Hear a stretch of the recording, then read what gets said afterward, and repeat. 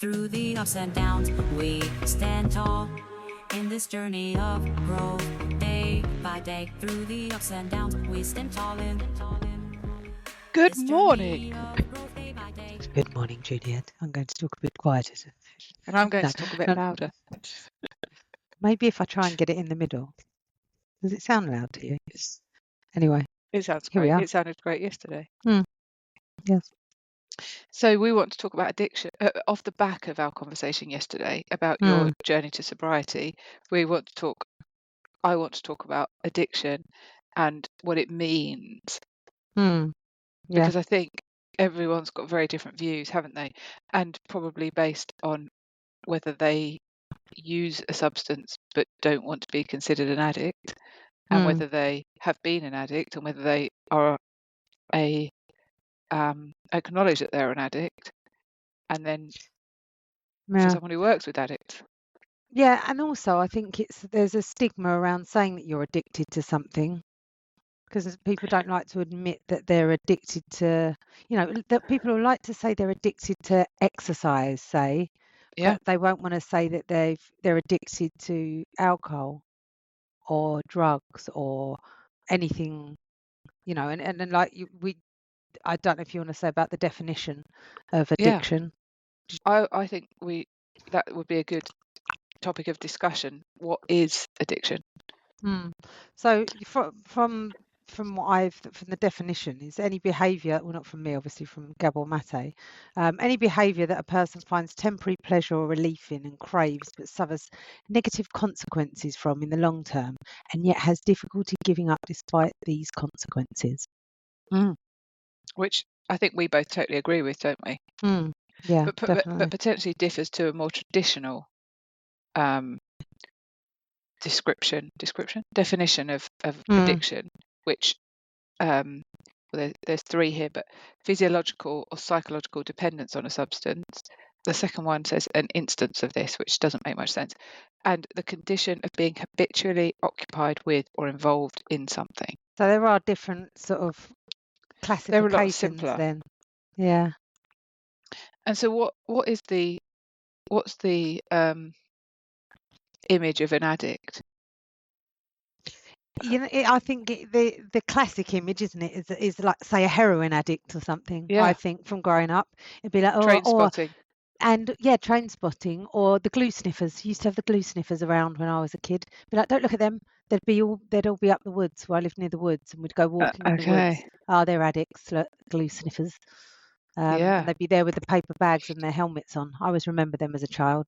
Or alcoholics. Past them. Getting up first thing in the morning, drinking, not drinking all day, not being able to function. And that's the difference probably then, isn't it? Yes. That our image of an addict is someone who can't function, someone who spends their entire day indulging in the substance that they use or the behaviour that they do without being able to do anything else all day. And so you could pick them out in a lineup because they're the one doing the thing. Yeah. Rather than the person who's in a suit, going off to work every day, arriving at work early, functioning throughout the day, leaving work, and then coming home. Yeah, definitely. And there's a really good there's a box set that I watched a little while ago on called The Industry, and it gives a very good insight actually into addiction in the city, and some quite harsh realities really on things that I've definitely witnessed, and addictions within functioning people in really high pressured jobs that are earning mega money, and it's all based on reality. Even though it sort of, glamorizes it to an extent, I think it's definitely based on reality. Yeah, and then the biggest problem with this is that the people who are behaving in that way, who are highly functioning, don't view themselves as addicts because they also have the picture of what, this kind of picture that we've just described of what an addict is in their mind. But also, are they technically doing themselves any harm? As an example, your supermodels, I won't name them because I don't know if it's actually necessarily true, but say your supermodels going out all night partying, getting on cocaine, say, but then they don't have to get up and go to work until 7 o'clock the next night. So although they may be an addict, they're functioning because they're they're actually still being able to fulfill their roles in their jobs and they're not losing anything. So under the term of an addict, what are they actually, is it having negative consequences? It's not having immediate negative consequences, but maybe long-term ones then. I would say that's placing too much importance on functioning in a job. Yeah. I would imagine anyone who's living like that is having negative consequences, whether they are open to admitting or avoiding it or not. Or avoiding things, definitely. Yeah. And so then elaborating on that definition, it's what is the behavior bringing them that they can't get in a healthier way, because it's not health, regardless of whether it's causing them a problem. It's not it's damaging their bodies. I think that for me, it was a case of I gave up drinking, and then I made my mind up that was it. I'd had enough, and I then had all of the reasons why I drank hit me all at once. So it was really, really difficult for me. And I think had I been in a worse mindset or something bad maybe had happened, or like say you had to deal with something really difficult, I think I would have started drinking again.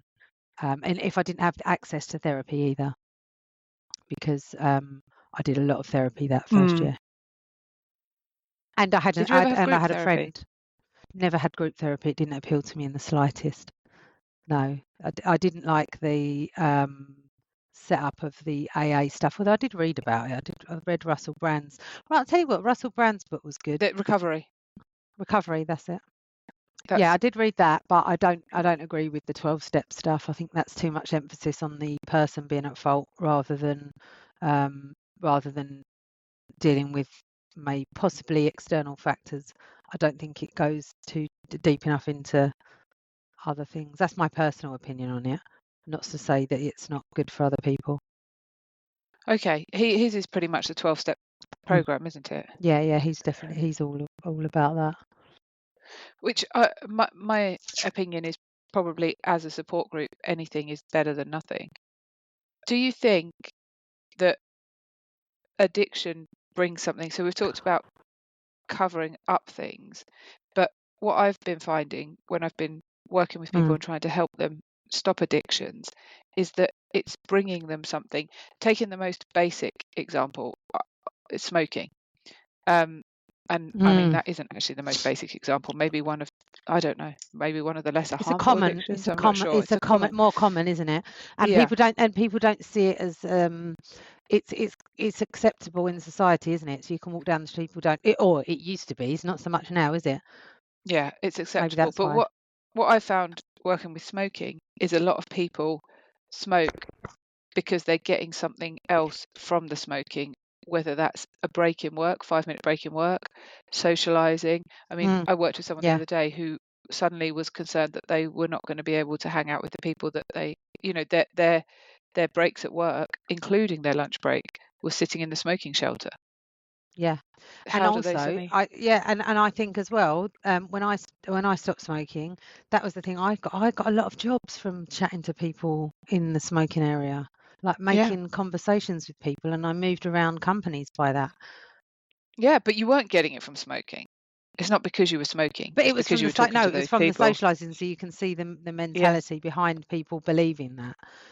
So it's because you're socializing. But I did still go out with people when they were smoking, because I wanted to get away from my desk.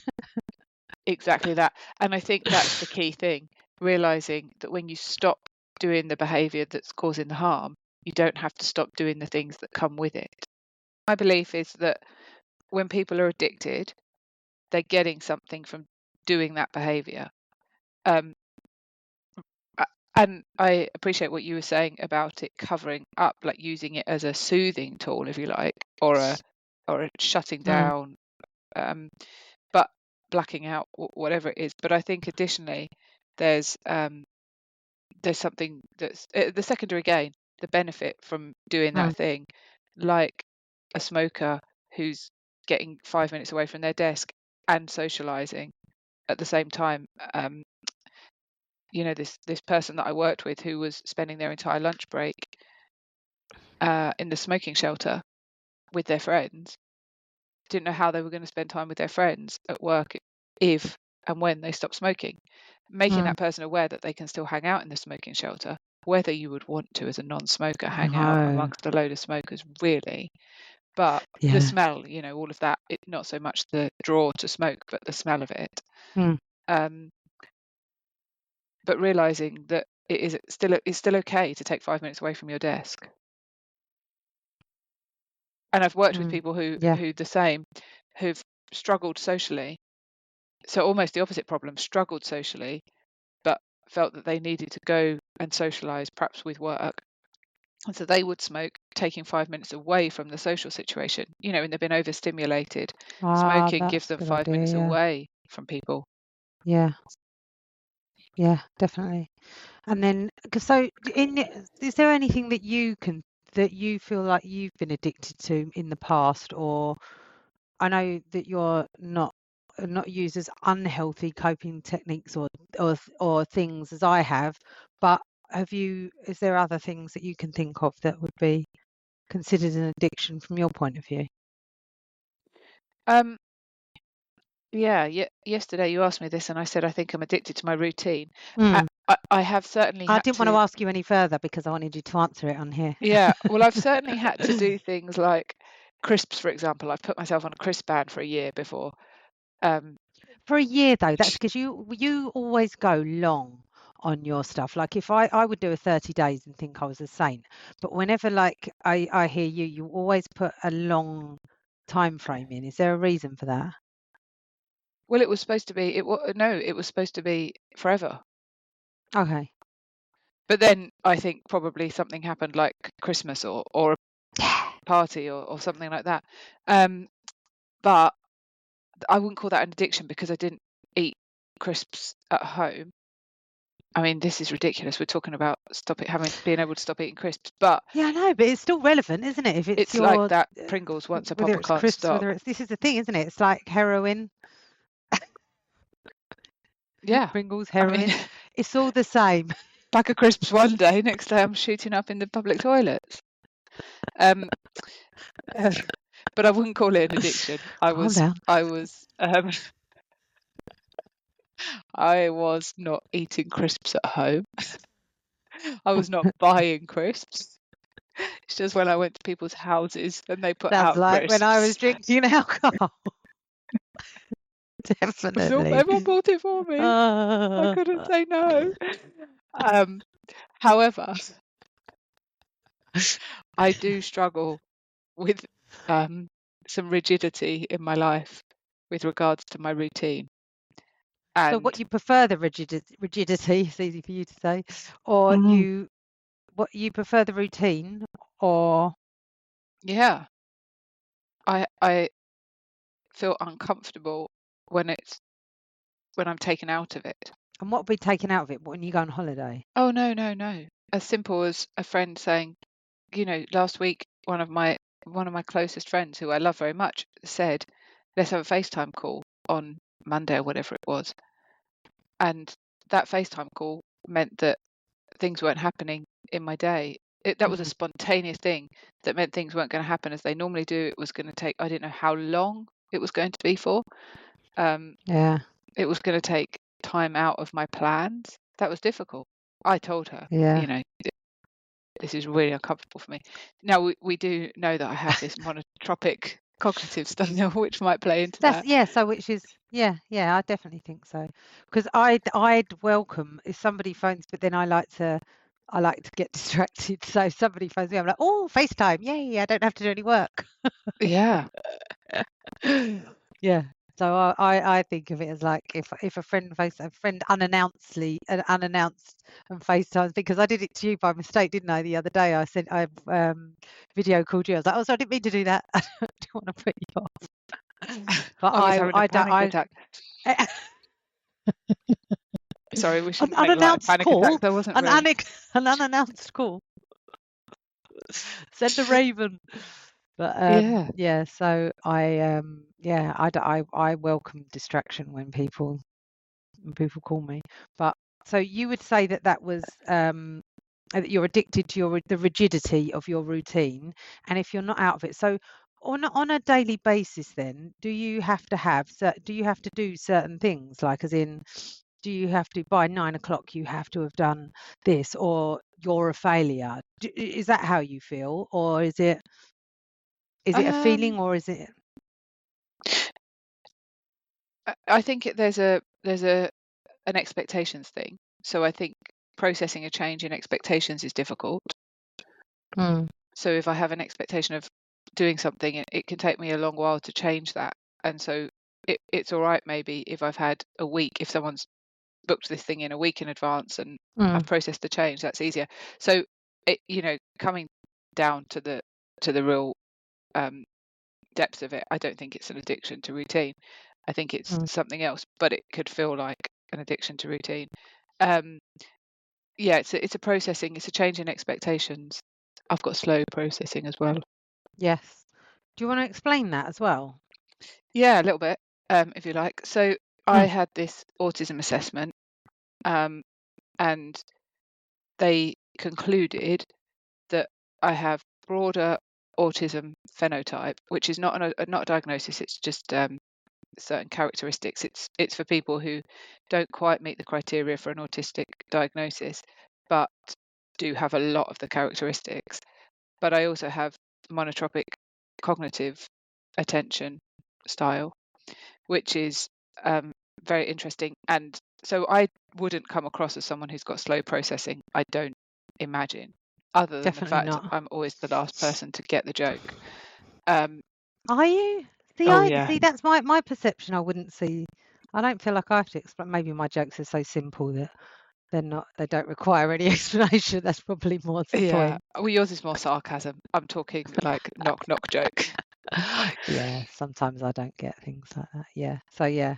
So And it takes you a so long the time slow to process. processing. Well, it's really fascinating that if you think about I hate the word neurotypical. It makes it sound like it's the prototype, the perfect robotic human, and if we don't all meet that, then there's something wrong. I think we've all just got different characteristics, and Yeah, I think the same. unfortunately, society is only set up for the people with what is now called neurotypical characteristics. And so anyone who doesn't have those, like who's out foraging to bring the food back to the tribe, who's out building the shelter, who's building the fire, it's not happening. So all of those people who are But good at also, that. the neurotypical, in inverted commas, people could be masking it anyway, like I used to do at school, to get to get through certain things that I wasn't particularly good at, because it was for like what is classed as neurotypical. Yeah. Like, I don't think I've got a diagnosis, but I definitely don't think that there's I didn't fit into all of the criteria. Yeah, there's a good two definitions I learned the other day. So masking is when we hide neurodiverse traits to try and appear normal, typical. And camouflaging is when you change who you are to try and fit in. Oh, camouflaging then, wouldn't it? Yeah. Yeah. So the neurotypical person, if we're going to use that term, has, well, we've all got maybe like 10 blocks of attention that we can put to different things at the same time. Someone who's got monotropic cognitive style actually uses perhaps uses the majority of those attention blocks on the one thing they're doing. So when something else takes their attention, it's very difficult. Whereas the neurotypical person has got maybe one block on their personal needs, like whether they need to use the loo, whether they're thirsty, another block on what's going on over in the other room, another block what's going on there, and then there'll just be a few blocks on the thing they're doing. Whereas the monotropic person has got almost all their blocks on the thing they're doing, and so less awareness. I don't know, I keep thinking of it like tunnel vision, but I'm not even sure if that's the right term, but yeah, really focused on the thing you're doing. And so I think it's something to do with that. And I have all of this focus on the thing and the plan and the expectation, and then if something pulls it away, I haven't got the attention for it. So do you think that's more the reason than addiction then? Yeah, I do, but it might play out like addiction. And it's is it harmful? That's the other question. Does it feel harmful? No, for me, the fear is what would happen if I didn't do these things. Oh. But do addicts fear what would happen if they didn't do their thing? What if they didn't drink, or if they didn't? Yeah. Yeah. I suppose it wasn't from personal experience rather than anything else. It wasn't the fear of not drinking. Like that didn't enter it. It was more, I realised afterwards, a fear of feeling your feelings more than, because you think you go to work, you have a stressful day, you have a glass of wine, something happens, I'll just get a bottle of wine on the way home, or but you didn't realise why you were doing it was to disassociate or try and forget what you were thinking about, really, rather than processing it. Yeah, and a lot of people are in that situation, aren't they? And now what about phone addiction? So many people now are addicted to their phones, and that's another socially acceptable one. I mean, how socially acceptable is it to sit at a dinner table? You see friends sit out for dinner together, and I did it, scrolling their didn't I? phone. On the weekend, I put a serviette over my phone because I could see it lighting up, and I was like, "Stop it! Why was it even out?" Yeah, because it's socially acceptable. And I was out for a run yesterday, and I found myself, as I was nearing the end of the run and as it was becoming difficult. This is interesting, actually. I hadn't even considered this, but as it was becoming difficult, kind of my hand kept going to my little bum bag to take out my phone. Why am I going to get my phone out when I'm out running? Yeah, because you'll fall over. Well, this could happen, but I have been known to do this. I fall over. I have been known to check my WhatsApps, reply to WhatsApps while I'm out running. If it were listening to a voice message, that's different. I feel like a really good time to do it. But actually, I've actually typed WhatsApps while I'm running. That's dangerous. There you go. I am addicted to my phone. Yeah. But then it's there. It's part of normal life, isn't it? It's part of my arm. Is it going to be like when the government used to give you cigarettes? They used to give you cigarettes, or to they encouraged the army, it, didn't they? Yeah. Yeah. That's it. Yeah, but kids these days, they're getting addicted before their brains are even developed. At our generation. What age did you get a phone? For me? Yeah. I was probably, I was at work, so probably 18. Yeah. Yeah. Oh, I was 17. But then you couldn't do a lot with your phone then, apart from make phone calls. You couldn't even text. You couldn't do a lot. And didn't have internet until Sean was born, did you? On your phone? Yeah. Didn't have internet. Yeah. So if you think that the human brain develops really around 25 to 30. We didn't have internet in those days. We didn't. I mean, it wasn't a thing. We sent when a we were born. raven. Yeah. It's dangerous. Yeah, we were out playing in the woods, getting dirty. Well, as all children should. It's true though, isn't it? That this is people are actually addicted to their phones. I think I'm addicted to my computer. Yeah, I listen. Like I can't go to sleep in pure silence, so I listen to things, like not just meditation. I listen to podcasts and things when I go to sleep. So my phone's even in the bedroom, which isn't ideal. Yeah. Not something I recommend. I know you don't keep your phone in your bedroom, do you? No, we try to have a no screens in the bedroom rule. Yeah. Isn't that a thing as well? Rules. How do rules fit in, do you reckon? Because I have a lot of rules for myself. Are they boundaries? Are they boundaries that I've written for myself? I feel like I should have more. Love that word. Could. I could. Yeah, but I don't have a TV in my bedroom though. I don't really. But then I'll sit there. I'll get my laptop in and think, oh, I'm sitting with my laptop in my bed sometimes if I feel like, I should do some more. Could do some more work. I need to work on that. But then, what are we without all these things? If you take away all the things that could be negative, the TV, the phone, the narcotics,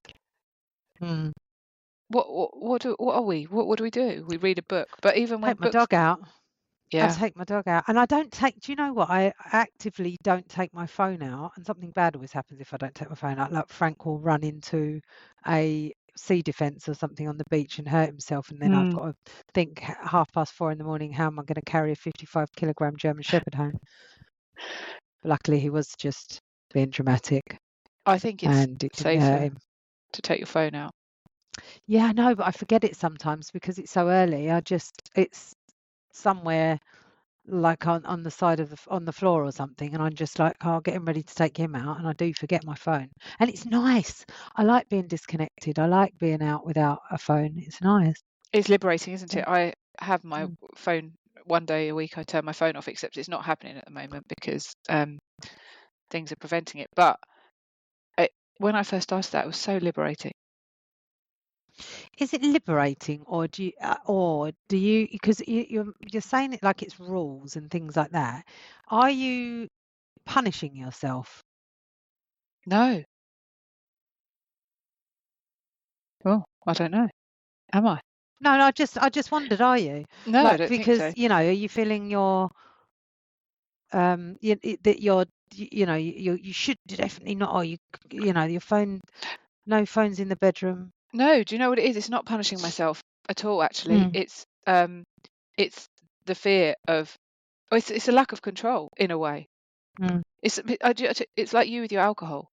You can't just have one. So I can't take the phone into the bedroom and just look at it for 5 minutes. So I have to have no phone in the bedroom. I can't have my phone on throughout the day and not end up with 3.5 hours screen time at the end of the day. So Yeah, see, I don't even look at that. I dread to think. But then it adds up all of things, like if I have a podcast on and like sending me to sleep, then it'll add that up. Yeah, it will. So I don't look at it. You can look at it. It does also break it down. But Oh, no. I don't look at my stats that much. But you don't need to if it's not a problem. But the point is, I can't. Some people, and maybe you're like this, can have their phone on the whole day and not even look at it. It can just be there on the side, and they might look at it at I the end do of the day. work blocks because I can't sit there for a whole day doing things, so I have to set myself sort of, and also I take Frank out every 4 hours, so I stick to that rigidly. So I'll take him out, come back, set a block of work for say 2 hours, and I'll go on do not disturb, and I don't look at anything else. I've got of exactly what I need to do. But if I didn't do that, and sometimes I don't, then it's just like la la, oh look, there's a squirrel, it's a shiny object, and then I get nothing done. Yeah. So that's why I have to be strict with the phone, because I haven't actually put my phone on do not disturb, and I can see I've got a message already, and I've only got 4%. So all I didn't these put it on do not things disturb. are addictive. I don't get addicted, or maybe I am addicted, but I refrain from it being too harmful by having rules. I think it would be interesting to explore whether those rules are boundaries, because if you think about boundaries, is it something you feel you need to recover from? No. So is addiction something you need to recover from, and therefore it is more a boundary? No, I think you're using the addiction to recover from the thing that you're using the addiction to hide. Have we coined a theory there? Recovery is not about recovering from the addiction. Recovery is about recovering yourself. Or is that what everyone's saying and I've only just got it? No, that's. But I think that is true. But you don't this is the thing I think people don't realise with addiction is what it is hiding that you need to recover from, or that you need. It's a signal as to something else. Yeah. The deeper rooted. It's definitely a signal.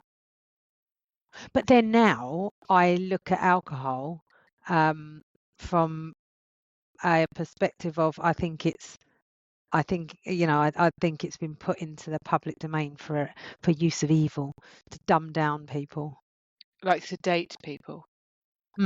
Yeah. and I look at people now, like really drunk people, particularly in, your Weatherspoon type pubs, and this is no, like, but I wouldn't go, it's okay in the wine bars, but I wouldn't go into one. I could not think of anything worse than being around where it's cheap, a load of really, or more people can afford it than not. Well, I don't know what habits then do you think that have been good that you've perhaps redirected people to? Do you redirect? Yeah, definitely. So I think that firstly, trying to find that secondary gain is so important. Really trying to find what you're getting. I think a lot in addiction, there's a big focus on the harm it's doing and the problems it's bringing, and why you should stop that thing because of all of these negatives that it's associated with. But there's not so much focus on what it was actually bringing you, and how you can get that thing. So certain things like I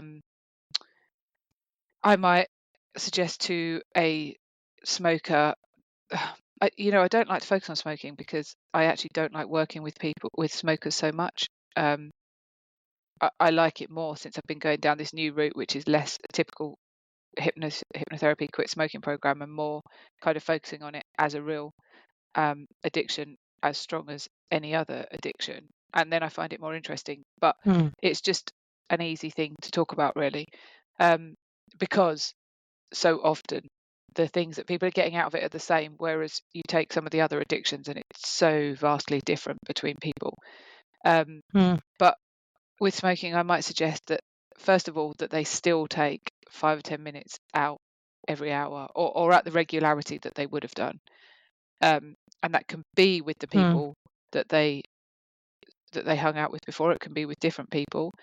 One person mentioned to me recently that they had a friend who was also wanting to stop, so I suggested that they actually actively seek out going for a walk with that person at regular intervals, so that they both like an help each other. accountability partner.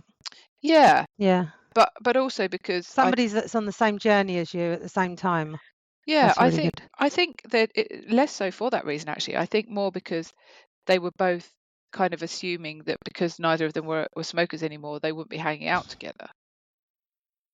Oh, okay. That's interesting. So just realizing that, yeah, you can still hang out with this person, you just do it in a different way.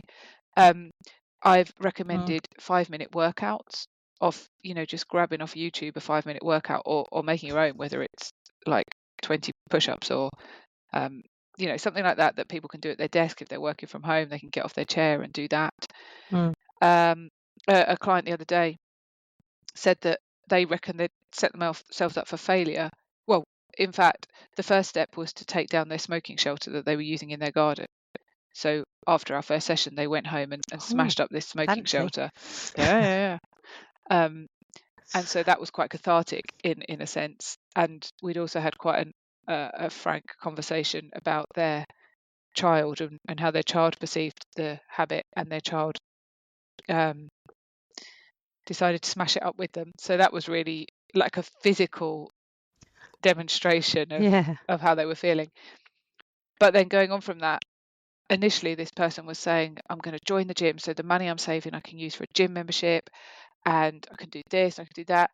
And then kind of somewhere in between our first and second session, they realized that actually they don't want to go to the gym. They actually don't want to go to the gym. They don't enjoy going to the gym. Why are they going to go to the gym? And this person walks their dogs every day. Like then it's not that they're unfit. It's just that every time they'd quit smoking, they decided that they were also going to become this super fit, super healthy, kind of really inspirational person. And it's acknowledging that the smoking, like stopping smoking, doesn't have to fundamentally change who they are. And so if they don't want to join a gym, they don't need to join a gym. Stopping smoking isn't about flipping their entire life. It's about being the same person as they are without the cigarette in their hand.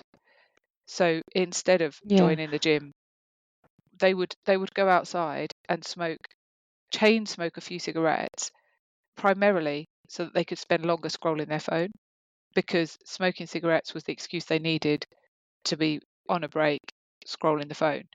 And so they decided to slob on the sofa and scroll their phone instead, which might not be, we could then go, well, what's going on there with the phone addiction? But that's for another day. Yeah, that's true. Or it's what are you truly escaping, trying to escape in the first place? Well, yeah, and with the phone as well. But that, I think, sometimes it's just about working out a way to stop the thing, because only when you stop the thing can you start exploring what the real problems are. Yeah. There's definitely, I worked with someone else who was addicted to alcohol, and they were, drinking to blackout every day, home alone, really just to achieve the blackout. That's what they wanted. And the difficulty that this person was having was that they lived alone. Not that there was nothing else to do, but there does come a point in life where you can't just be permanently active. Sometimes you have got to just be. And they didn't. It was very difficult to just be when they were a single childless person. But bringing other things in, like target, they started running and having perhaps a challenge. So signing themselves up for a run, not a, I don't want to say race. They're not races. These things, are they? I mean, they are, but they're not. But doing that's something to work towards, so that there's purpose in every day. In conclusion, what do we think? Don't know what we think. I think it's got a very wide net. And it's personal to the individual, I think, as to what the addiction, because, I could sit there saying, oh, I had this terrible alcohol addiction. It's awful. And then you could be feeling exactly the same about your rigidity to your schedule. And then I could dismiss it but alcohol's so much worse, because that's what, when it's not, because you feel exactly the same as I did about being addicted to alcohol. I think you're absolutely right. So I do think it's subjective. And the key is, if that thing is bringing problems into your life, even if you can't see the problems. But definitely, there's definitely different stages of addiction recovery of the person, as we've got our new theory. Brewing. Recovery of the person, definitely, because it's an ongoing process, but depending on, I suppose, on the depth of your addiction or the depth of your cause of your addiction. Yeah. So one last question then before we sign off. Do you think an addict is always an addict?